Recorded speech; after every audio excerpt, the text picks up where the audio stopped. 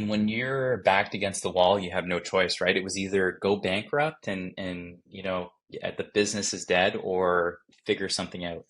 And it's, we're lucky because through like Fresh Founders, and some of these other groups, I talk to peers, and a lot of peers who are not just first time founders.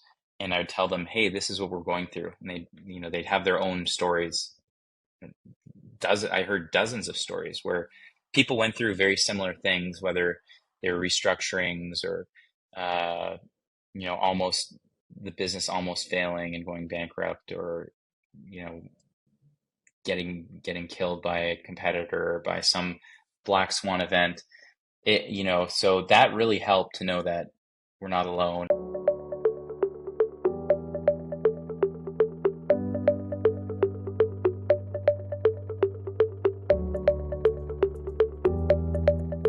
Hi, I'm Mike Pincus, co-founder at Connect CPA and your host at GrowthTales. If you've ever run into adversity in your business model and are contemplating a pivot, this is an episode you cannot miss. Today we have a really exciting guest in Cassy Aite, the CEO of Hoppier. Hoppier helps people leaders create powerful incentives and reward programs to enhance the motivation of remote teams. Cassy's a seasoned entrepreneur, having started up back in 2016. That is the reason why his lessons and insights are so valuable, as they're rooted in experience. In this episode, Cassy and I discussed how COVID crushed Hoppier's $3 million in ARR business, forcing them to pivot, change business models, and build the technology of the current platform you see today. We also discussed how Cassy attributes a lot of his success from the learnings of startup incubators that have helped them along the way. That includes Startup Garage at U Ottawa, Carleton University's Hatch startup program, Invest Ottawa, Ryerson DMZ, and Fresh Founders. Finally, Cassy shares an amazing analogy to table selection in a poker game to explain the current business model at Hoppier and how they arrived at it. I really enjoyed the conversation with Cassy, and I hope you do as well. Hey, Cassy, thank you so much for joining me today on Growth Tales. Yeah, thanks for having me. Happy to be here. We've known each other quite a while now, and I've got to see Hoppier's journey from the original business and changes that have happened over the years.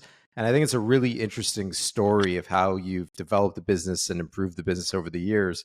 So I guess my first question is just to ask you about the origin story of Hoppier, meaning where did the idea come from and how did you get to where you are today? So I first the business has changed so much over the last 8 years. When I first started the business, that was in 2016 with my brother, and we were just looking to make, beer money. We were both working at, big companies, and we saw a problem that existed that was really unsexy and underserved, and that was who is going to deliver and stock the snacks, coffee, fruit, etc., to the office kitchen. Something that nobody Mhm. wanted to do. Like the office manager, they were in charge of it, but reality was they didn't really, want to do that. And I remember when we first started the business, a lot of people, when we told them, "Hey, this is the idea and this is what we're working on," um, they were like, "That's a boring, dumb idea, and you're never going to succeed." And it's funny because then when they asked us, well, like, how's it going? Do you have customers? We had customers in the first month of starting that business. And that's how we validated the idea, was just, hey, can we, sell to a customer? And yeah, and within, a year, we basically got to uh, something like 20, 30K in monthly revenue. Of course, that was a low margin business. We were making 30% margin, 30% margin. Um, but the business evolved over time. And from 2016 to 2020, we grew that business to over 300 clients. We were doing about $3 million in annual revenue, 30% margin. We had warehouses in Ottawa, Montreal, Toronto, Vancouver. And we eventually built a software solution that was procurement software for offices. So facilities teams to be able to manage everything from the purchasing of snacks, coffee, fruit, office supplies, equipment, We built a Slack chatbot that employees could talk to and make requests to. And then when COVID happened, suddenly we went from doing about $250,000 a month in revenue to zero in a matter of 2 weeks, because our business model was you just purchase through our platform, and we make the money on the product that's sold through the platform. There's no contracts, no minimums, whatever. It's just what you purchase through the platform. We take a 20-30% cut on that, and that's fixed into the price. And so when that happened, 2020, we were just scrambling, and we had to figure out what we were going to do to change the business. And we saw an opportunity with, you know, like a big shift in consumer behavior, which was the shift to outsourcing labor, outsourcing talent, finding people in different places around the world, and also remote work and hybrid work. And so we came up with this idea of, hey, it's really difficult to give budgets to your employees. And so how can we make it easy to facilitate that? And we came up with this idea of, hey, you could send a prepaid Visa card to your employees. They can use that prepaid Visa card to give their employees a budget. And the problem was, at the time, that positioning, I think, was wrong, because, or at least we never found product market fit in the way that we positioned it, because we said, hey, this is a card for stipends. Give your employees a budget to spend on home internet and their laptop, their homework setup, Right. health and wellness, etc. But I don't know, maybe there was a business there. We just weren't that patient because we didn't have cash. Like, we had to make something work. And anyway, we ended up changing the positioning. We found right positioning around rewards and incentives after a year and a half, 2 years. And today the business is in the best place it's ever been. We have about 1,200 plus customers, including, dozens of Fortune 500 companies that use Hoppier. And yeah, it's never been better, but definitely, like, tons of ups and downs along the way. And even today, like, we still have problems all the time and challenges all the time. So I can imagine. But it sounds like the big shift here was you went from, as you mentioned, a low gross margin business to a high gross margin business. What was eating up your margin in the original version of Hoppier? Like, where was all this labor coming from? So it was, number one, just product, right? So, like, you know, uh, you sell, let's say you sell notebooks, right? You sell notebooks for $10, maybe, Hmm. you make $5 on that, and then you factor in labor, uh, and even costs like payment processing, things like that we just build into the margin. You end up with 20-30%. Right. So you had the product. Okay. So you were controlling when people were making the purchases, effectively, you would purchase from the supply. You had the supplier relationships, and no Yep. different than like an e-commerce business, half of it's gone related to the product already of your margin. Exactly. It was basically, just B2B e-commerce, effectively. Hmm. Wow. And the technology side. So how, like, building technology is obviously very expensive. So I wanted to ask you, how are you funding things, like, at the onset, and to just build out these platform capabilities as you pivoted into a rewards platform type technology? How did you pay for all this? What was the path back then, and what was the plan once you went through the pivot? Because, as you mentioned, you were running out of cash and you had to move quickly. Yeah, so I think we were lucky that, like, number one, we had really, we have a really great team that had been working together for a long time. And so we were able to build technology quickly.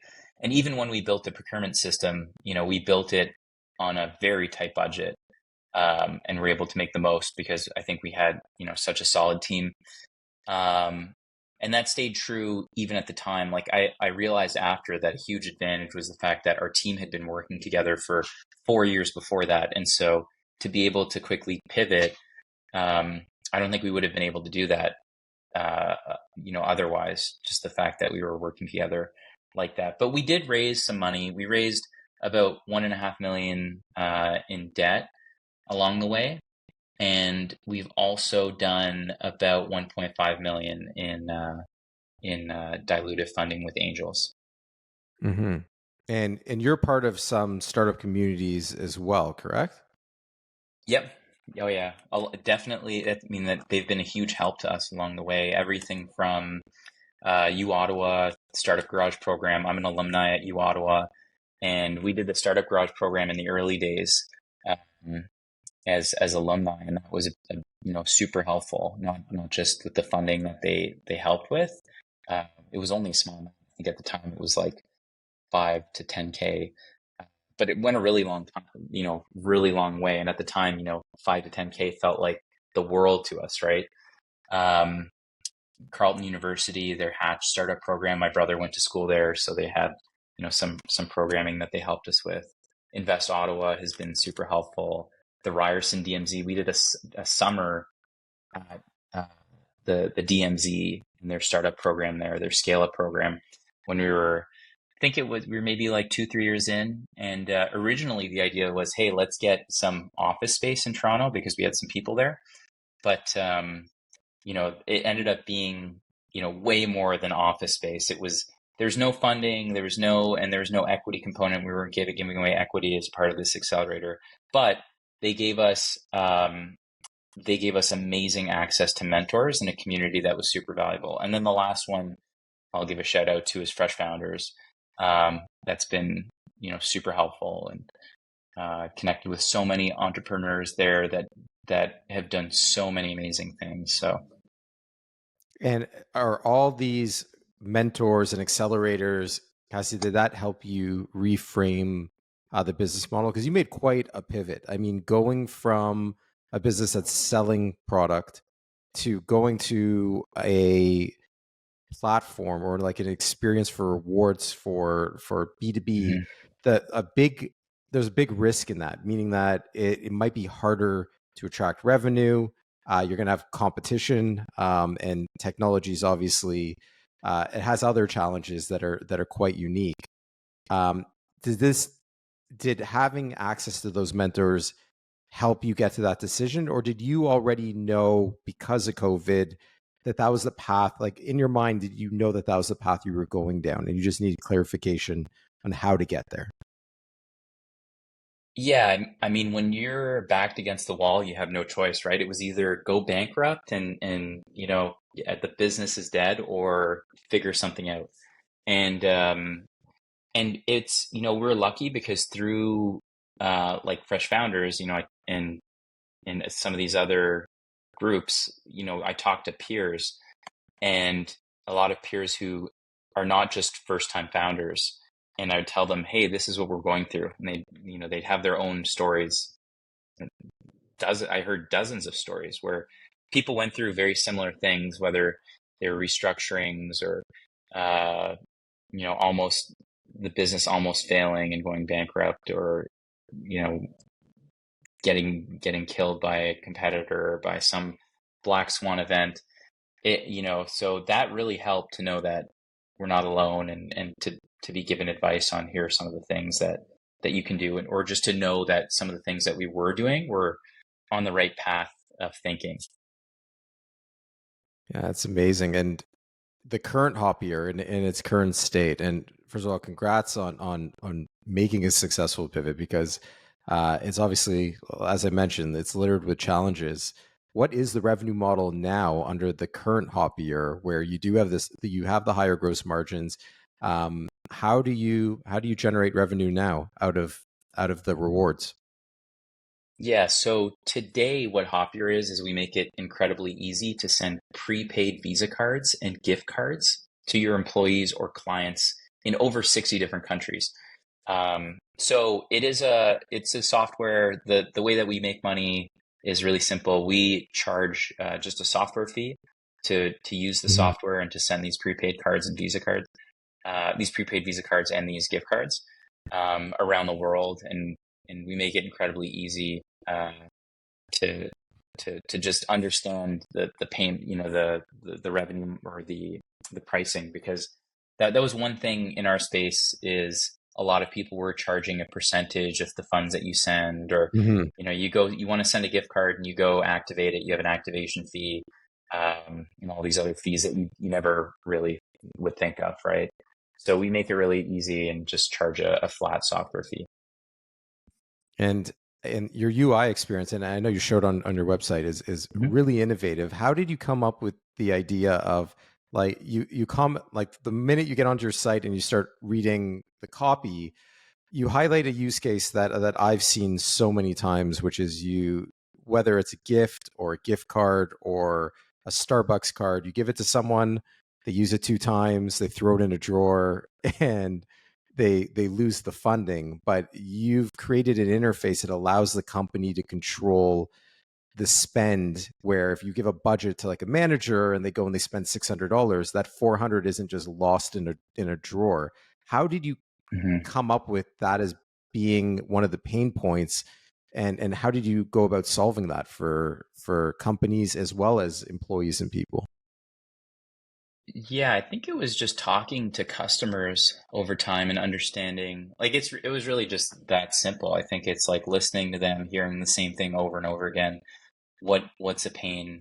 And we had the problem ourselves. Like, we had a team of 28 people at our peak, 26 people at our peak, something like that.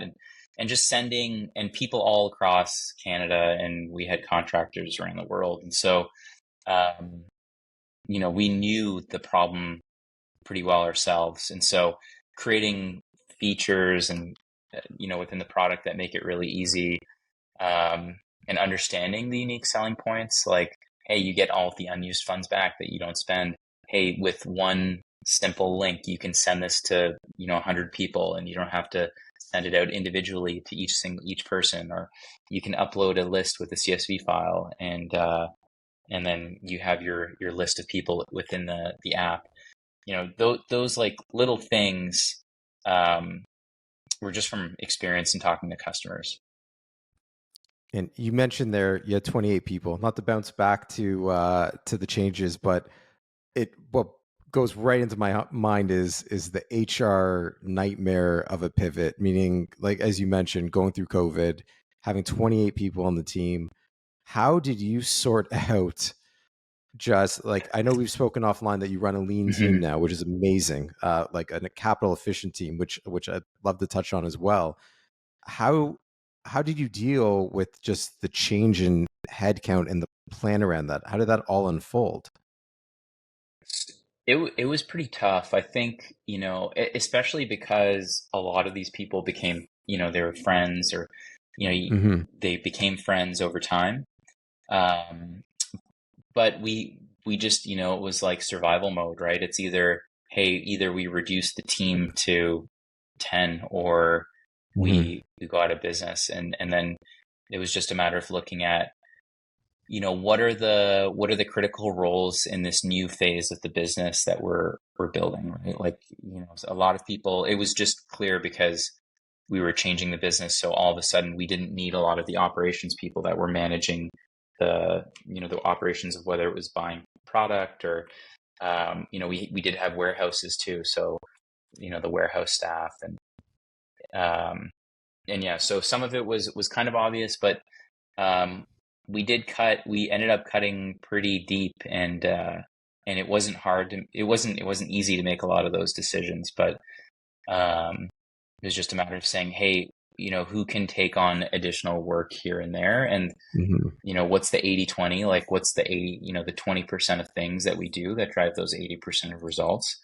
Um, and that took looking at the business and looking at data and making data informed decisions too. What What's incredible about that is, you hear in the news of like Elon Musk going in, getting rid of 80% of Twitter, and that's done strategically and intentionally, and whatever it might be. Cassy, in the situation of Hoppier, obviously very, very different circumstances, meaning back against the wall, like literally between a rock and a hard place, and not really much choice of like you said, it's imminent death or structural change in the business. And that's like, because I'm on the other side of the fence where I see lots of businesses, it's a more common thing than people think, where you're just put in really, really complicated situations. How is it now with a smaller team running culture and managing the team? Is it easier with a lower headcount, or is it just different challenges? So I would say it's like it's 100. It's way easier. It's way easier. And I used to like I'll go to family gatherings and I'll go to like family gathering and people ask me, "Oh, Cassie, how's the business going?" And I'll say, "Oh, it's pretty good. We had a good year last year, but we're trying to figure out this thing." You know, Kind of short. I keep it kind of short, but then the next follow-up question is always, well, how big is the team now? And it's like that is a lot of people, that is like success. And to me too, like maybe subconsciously I used to think, hey, having a big team is sexy, it's cool, it's but this, like having people, we're like warm robots, right? We're not programmable robots that can just go and do what we're told 12 hours a day and just do the same thing over and over again. I mean, people are really challenging. Like that's the hardest aspect of any business, I think, is people. And it's like communicating, it's working together, it's working on the right thing, it's dealing with conflict and all those things. Like removing that, you can move way faster. And so today, we're 5 people and we're able to achieve as much or and even maybe in a faster time frame than we could when we were like 20 something, just because it's so much easier just to go and say, hey, we're going to do this, let's test it, let's do it tomorrow, and boom, it's done. It's I love the way you frame that too, because I see it all the time. When did it become sexy to be the how big's your team? How much did you raise? Like Yeah. it's always those are Do you those get like, that question too? Like when you go to family gatherings, you're like, you've got an uncle that's going, hey, Mike, how big's the team now? What? you get it more from friends. And what's funny is when you sit on the other side of the fence, Cassie, like I share the same sentiment you do. I mean, I look at it as um I've always looked at capital efficiency and profitability as like the hallmarks of a stable business. Means you're in control. Um, doesn't mean that there's not a place for having a big team and fundraising, and it depends on the type of idea and how quick you're moving and a whole host of variables. But it's bizarre how it just became a thing. That those are Mhm. the questions: how big's your team? How much have you raised? And for some reason, there's like an aura around that. However, I'm now noticing a flip in that. I think the like because the Yeah. markets have kind of changed, you see more people asking about, are you profitable? Are you Mhm. still burning?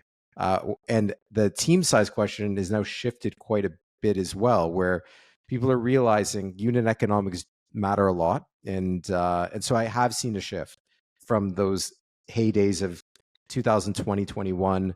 Things have changed quite a bit. At least I've seen it. I don't know if you've noticed that. Yeah, a little bit. I'm hearing more people talk about rev. I mean, I think it's like the indiepreneur thing, right? Like a lot of people are Mhm. talking about, they see people like Peter Levels on Twitter and they go, "Oh, how do I make $1 million per uh, with a one person business or $10 million with a one person business," right? More Right. people are talking about revenue per employee, but yeah, I've noticed it too for sure. But I don't know. I feel What like are the it teeter totters like this. People. It's a hard thing to do and to stay focused on. I would agree with that. And like I said, every situation is unique, meaning there is a time Mhm. and a place where a business can't reach its full potential without additional capital, whether it be VC or PE. And there's also situations where having a really big team does accelerate growth. However, Yeah. um, it used to be those two things at all costs, and I think for sure that's I've noticed it change. What are the challenges you're seeing? I'm curious about what are the challenges you're seeing now. Now you have a smaller team. You said it's easier, but you mentioned at the beginning of the conversation that there's still tons of challenges. What are those challenges today where you have the higher gross margin, you have the smaller team? Cassy, where are the problems coming from today? Yeah, I would say, I mean, they're like common things. Like you see, I would say some of the challenges are like probably around go to market the most, right? Like we get most of our customers through our blog. And I mean, there are tons of Google updates happening. People are saying SEO is dead. AI is gonna, AI search is replacing Google. But and like we're seeing that a little bit, but I don't know, just things like that. Like I think thinking of the future, I think the benefit that we have now is we're able to think so much further in the future of the business instead of thinking of just tomorrow, like how do we make the next buck? And and so a lot of the challenges we're thinking of are like long term, and also like very strategic. So whether it's like, is the positioning still right today? Where are we at in the cycle of the market? How, what's the market like? What are the competitors like? Like, where do we need to be? How do we need to position ourselves? Um, and those are like those are the challenges I'm dealing with now more. And is the fire rate, and when I say fire rate, like I mean like fires that are burning, problems that are happening, is the rate at which things are that you have to deal with are urgent, is that gone way down from the old model? Yeah, 100%, 100%. I think Is the is that the because you but were yeah, go ahead. no, sorry, go ahead. Oh, I was just gonna say, like yeah, the nature. I think I know where you were going with it, like the nature of the business. Um, having the physical aspect, I think was Hmm. definitely right. Like, it was a very tough business. It was very capital intensive. The business before, so capital intensive because we'd have to pay for product up front. Um, then eventually we get paid by, and a lot of the customers wanted to pay on net terms. So they'd want to pay net 30, net 60 in some cases. We would pay for the product up front, or we pay on a credit card. And so, it would be, and it was almost impossible to achieve a negative cash cycle in that business, because we were a small fish, not purchasing that much at the end of the day or running that much volume. I mean, $3 million of product purchase is not a lot in the world of e-commerce. Um, so yeah, so it was, and then the people aspect was really tough too, right? Like we have all kinds of stories of, um, you know, just people challenges, right? Hmm. Like crazy stuff that would happen. Like we had all kinds of stories of just challenges that would happen.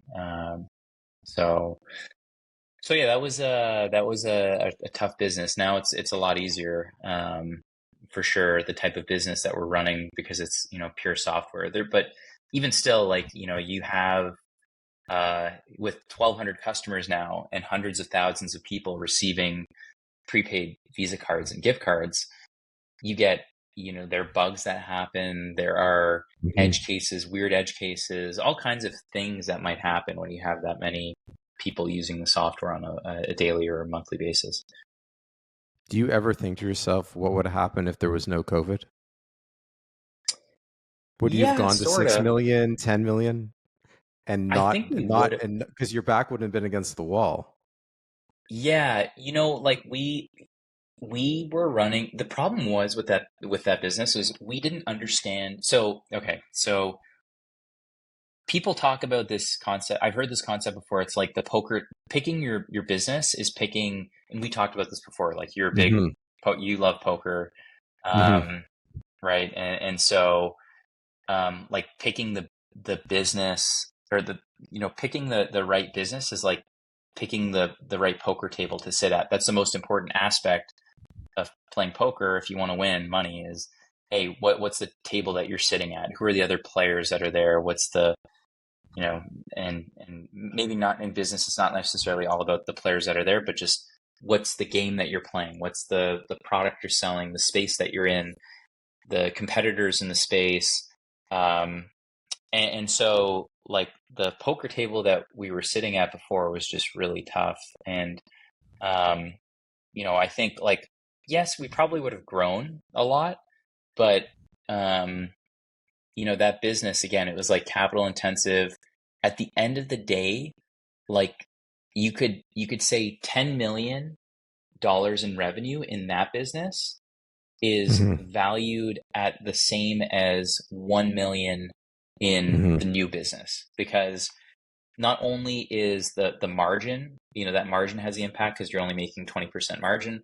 It's also harder to run. You're probably working way more hours and have to deal with way more headaches in the other business, in the previous business versus the new business where, practically runs itself in a lot of ways. And then on top of that, from an exit opportunity perspective, like the multiple on the new business, somebody is going to be willing to pay way more for the new business than the previous business. And with the previous business, we had offers to buy the business. And that was around 2019. And that's when I was Hmm. kind of woken up to, I was like, oh shit, this business is maybe like the exit opportunities aren't as good as I thought they were, because I had two people that were two or three companies, and they were really big and they had the money to buy the business. But when I talked to them and they were like, yeah, we're interested in buying you guys, I was like, well, what, it's not for sale, but what are you thinking? And they'd go, well, maybe I'd give you like a multiple on your EBITDA of this, or I was like, oh, we're not Hmm. even, profitable. Like there's no EBITDA. It wasn't even, they weren't even willing to give us a multiple on revenue. Right. So that was, yeah, that was it was just the poker table that we were sitting at, a really tough poker table. Um, And so it but I, seems like this was independent of COVID, meaning like COVID forced you to take action, but it Mhm. sounds like you knew what the right thing to do was, but like it's almost a blessing that you kind of just had a gun to your head to go do it. Like, so you do think you would have inevitably made that decision just potentially a little bit later?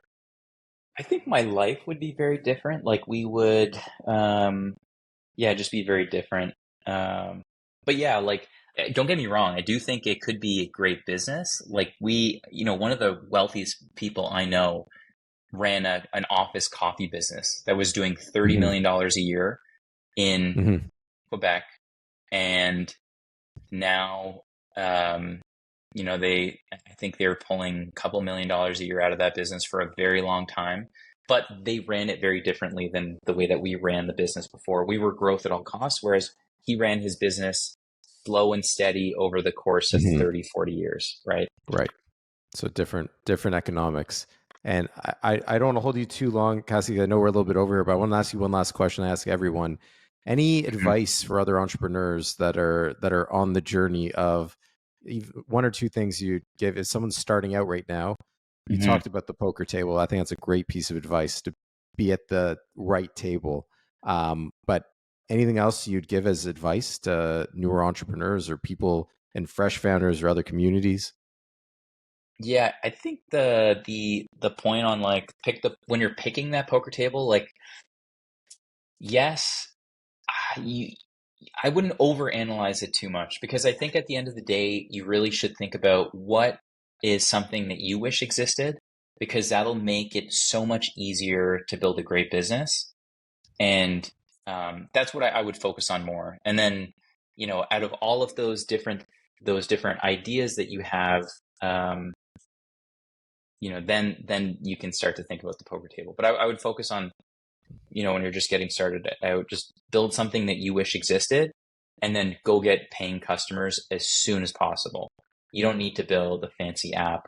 I mean, with uh, Hoppier, like the previous, before when we first started the business, we got to like $1 million in revenue before we ever built any software for on the procurement side. So Yeah, that's a great lesson because everybody's waiting, waiting, waiting, waiting. And then you could build for 3 years and realize that there's no market for what you just built. And that's a dangerous game to play as yeah, well. And I think people are more aware of that today, but the mistake is probably made over and over again because you don't want to ship something that isn't perfect, right? And so yeah, you know how expensive it is to build software and how time consuming it can be, right? mhm.